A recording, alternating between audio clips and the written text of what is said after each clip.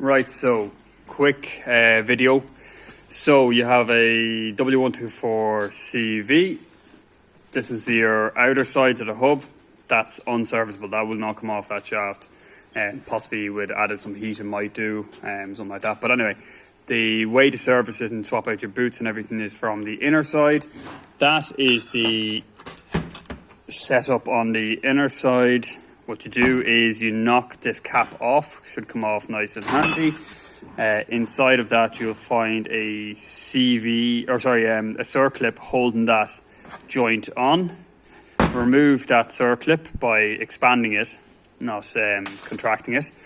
And then what you do is you'll be left with it like this. You just tap on the inner side, nice handy soft taps, and that will work its way out.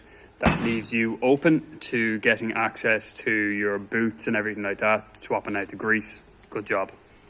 All right, thanks for watching.